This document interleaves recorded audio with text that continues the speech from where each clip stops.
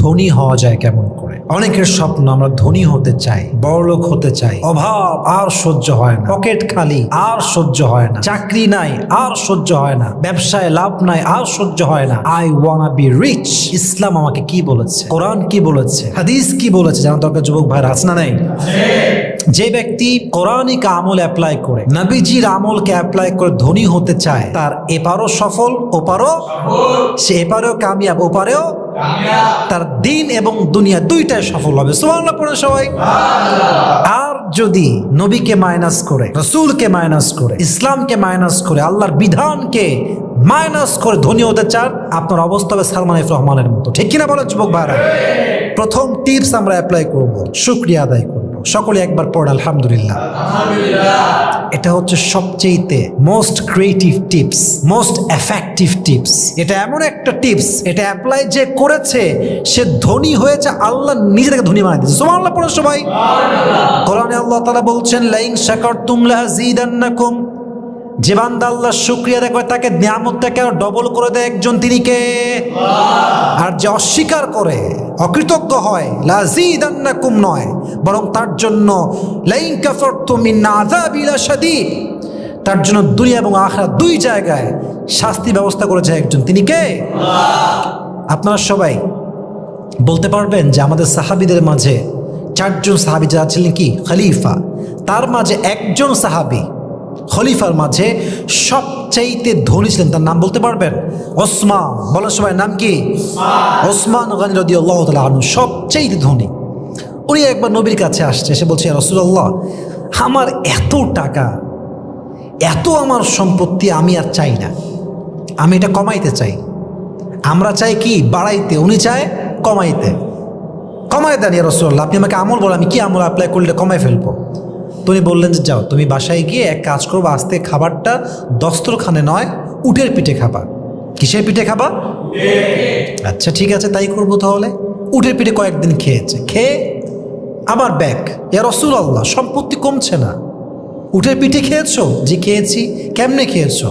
বলছে, আমি যখন উটের পিঠে খাওয়া শুরু করলাম, যখনই খেতাম কয়েকটা দানা উপর থেকে নিচে পড়তো, তো যখন নিচে পড়তো আমি নিজে নিচে নেমে সেগুলো খুঁটে আবার খেতাম এবং শুকরিয়াতান পড়তাম আলহামদুলিল্লাহ। নবীজি বলছে, অসম্ভব, তোমার সম্পত্তি আর কমবেই না, কারণ যেই বান্দা তার কাছে যা আছে তাতেই শুকরিয়া আদায় করে, তার সম্পত্তি কখনো কমে না, বরং এটা আরো ডবল হয়ে যায়। সুবহানাল্লাহ পড়েন।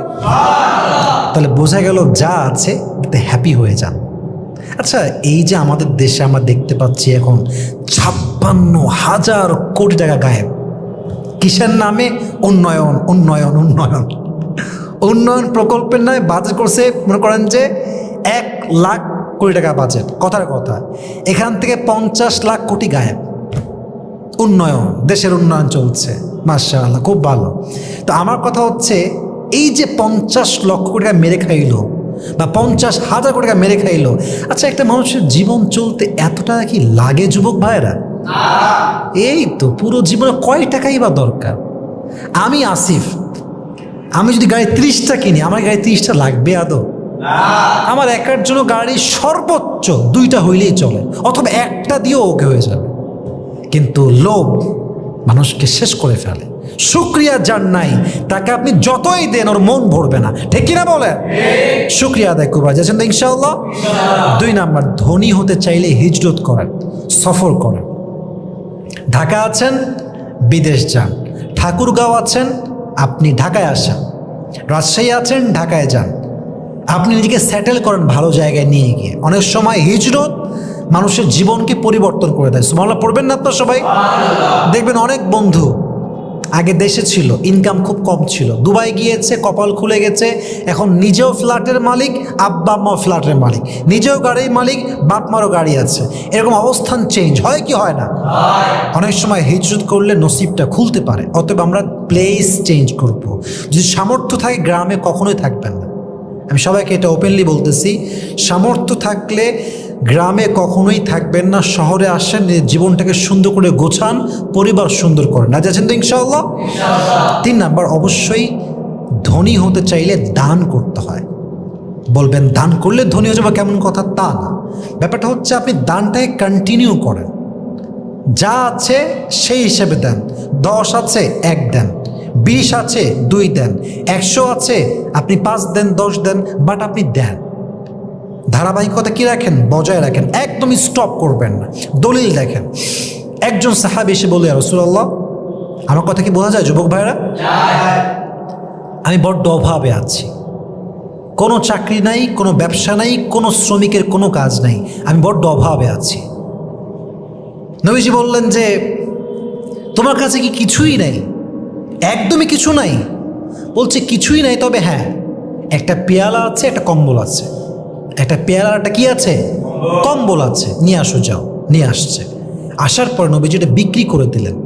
বিক্রি করে যে দিরহাম তিনি পেলেন, এটা দিয়ে একটা হাতল লাগাই দিলেন, একটা বড়, এটাকে আমরা যেটা কাটি, গাছ কাটি, এটা কি বলা হয়?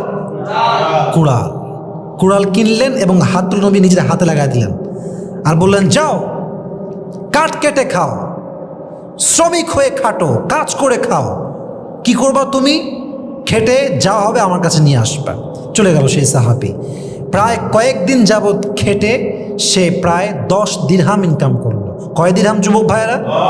সে খুব খুশি, খুব খুশি। ইয়া রাসূলুল্লাহ, আমি 10 দিরহাম ইনকাম করেছি কুঠার দিয়ে, কুড়াল দিয়ে।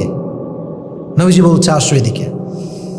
এই 10 দিরহামকে 3 ভাগ করো, একটা নিজের জন্য করো, আর একটা পরিজনের জন্য করো, 3 নাম্বারটা তুমি গরিবদের জন্য করো। সে তাই করলো। সে যা ইনকাম করতো 1 ভাগ নিজের জন্য, আর 1 ভাগ পরিবারের জন্য, আর 1 ভাগ গরিবদের জন্য। এই দান করার জন্য, অন্যের জন্য খরচ করার জন্য হাদিসে আসছে অল্প দিন ব্যবধানে সে মদিনায় সবচেয়ে স্বাবলম্বী সাহাবী হয়ে গিয়েছে। সুবহানাল্লাহ পড়ো সবাই। অতএব দান কম হোক বেশি হোক আমরা সবাই করবো তো ইনশাআল্লাহ। 4 number, effective rules. If you want to be rich, then you have to get married as soon as possible. যদি কেউ ধনী হতে চায়, বিয়ের মতো বিকল্প রাস্তা নাই। বিয়ে যত দ্রুত করবেন আপনার বরকতের রাস্তা খুলে দিবে একজন, তিনি কে? আল্লাহ। ওয়ানকিহুল আয়ামা মিনকুম ওয়াস-সালিহিনা মিন ইবাদিকুম ইয়াকুনু ফুকারা আয়ুগনিহিমুল্লাহু মিন ফাদলি। যদি আপনি বিয়ের আগে গরিবও থাকেন,